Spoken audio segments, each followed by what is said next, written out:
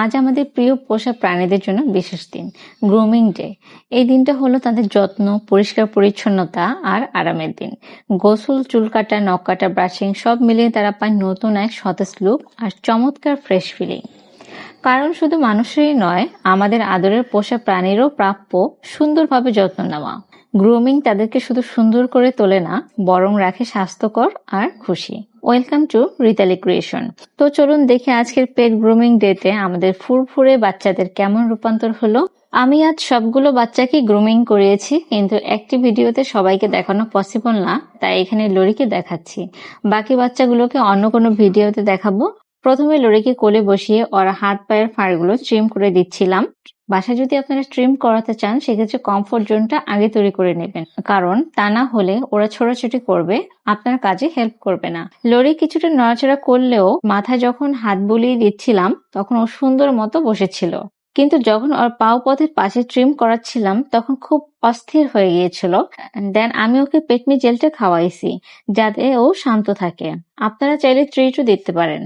এখানের ফাড়গুলো ট্রিম করাইছি, কারণ ও যখন পটি করতে যায়, তখন বিশেষ করে পটি অনেক সময় লেগে থাকে, তাই এখানের ফাড়গুলো ছোট করে দেওয়া।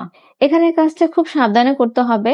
দেন ট্রিম শেষে ওর হাত পায়ের নখগুলো কেটে দিয়েছি, তারপর নিয়ে আসলাম গোসলে। ওদের জন্য আমরা দুইটা শ্যাম্পু ইউজ করি, একটা হচ্ছে বায়োলিন এর লং হেয়ার শ্যাম্পু, আর একটা হচ্ছে উকুননাশক শ্যাম্পু। বায়োলিন এর লং হেয়ার শ্যাম্পুটা আপনারা পেটজন বিডিতে পেয়ে যাবেন, আর উকুননাশক শ্যাম্পুটা আপনারা যে কোনো মুদি দোকানে পেয়ে যাবেন। ওর ড্যাডি খুব যত্ন সহকারে শ্যাম্পু করে দিচ্ছিল। ওদের গোসল দেওয়ার ক্ষেত্রে পানির দিকে খেয়াল রাখতে হবে। পানিটা অনেক বেশি ঠান্ডা বা অনেক বেশি গরম না হয়, কুসুম কুসুম পানি হলে সব থেকে বেটার। ওকে ডলে ডলে ভালোভাবে গোসল করিয়ে দিল। আপনারা খেয়াল রাখবেন যাতে কানে পানি না যায়। আমি ওদের গোসল করাতে পারি না, কারণ আমার কাছে ওরা বেশি ছটফট করে। দেন লরির গোসল শেষে আমি চাকরানির মতো একটা তাওয়াল নিয়ে হাজির হলাম ওকে নেওয়ার জন্য। এরপর আলতোভাবে লরিকে মুছে ওর গায়ের যত পোকা আছে সব একটা পলিথিনে প্যাক করে নিচ্ছিলাম।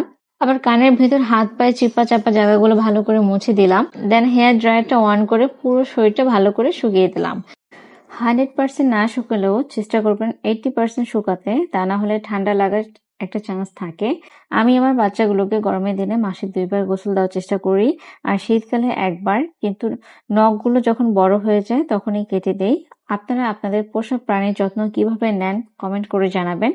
ভিডিওটা এই পর্যন্ত। সবাই ভালো থাকবেন, সুস্থ থাকবেন, আর ভিডিওটা আপনাদের কাছে ভালো লাগলে লাইক, কমেন্ট, শেয়ার করতে ভুলবেন না। আল্লাহ হাফেজ।